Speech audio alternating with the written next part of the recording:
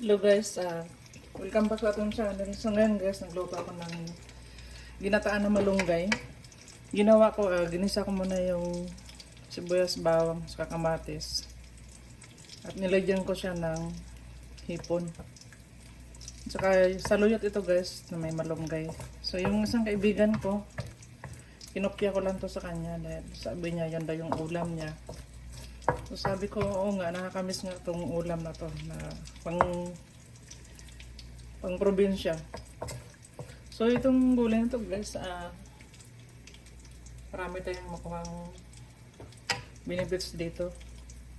Hindi tayo basta-basta nagkakasakit pag puro gulay yung kinakain natin. So palakasan natin guys.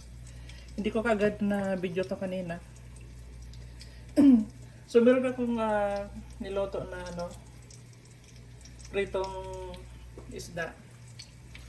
So lalagyan natin to siya. So nalagyan ko na rin to ng asin saka bitsin. So tikman ko muna yung sabaw na.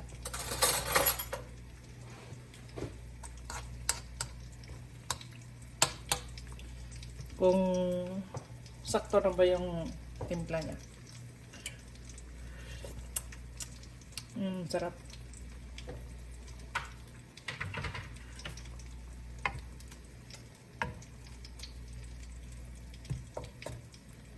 So hindi ako nakabili ng papaya kanina dahil sobrang malamig dito sa amin. So, ang gagawin ko dyan, nalagyan ko siya ng kasi nagprita ko guys, tatlong isda.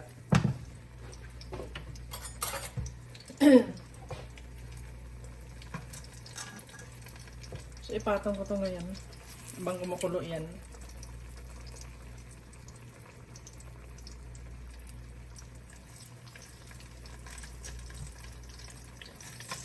Pati itong isa.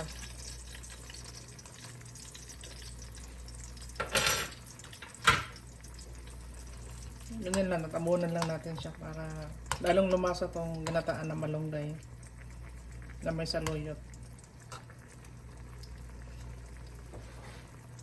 So takpan lang natin siya saglit guys.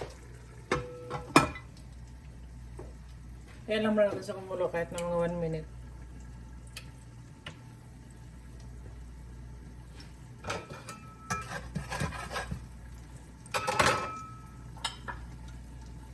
So pag wala akong pasok sa trabaho guys, nagluluto talaga ako ng ulam ng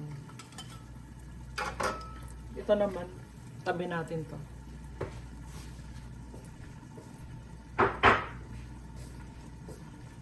Subuksan na natin siya. So, sa mga new subscribers ko guys, maraming thank you sa mga nanonood ng Sally Vlog. I really appreciate. Sa mga hindi pa nakapag-subscribe guys, sa mga gusto lang, wala namang sapilitan dito. Magustuhan lang ninyo tong content ko. Iba-iba yung content ko kasi. Travel, cooking, kung ano-ano na lang. Basta sarili kong content. So, yan. So, itong recipe na to guys, galing to doon sa kaibigan ko. Shout out natin si Superboy Mix Vlog. From Kiblagon.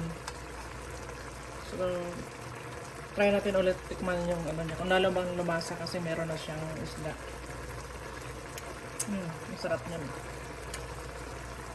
So, yun lang guys sa maiksi kong video. Sana magustuhan ninyo at lagi kayong mag-iingat. See you sa ating next video. Thank you so much and I really appreciate. I love you all.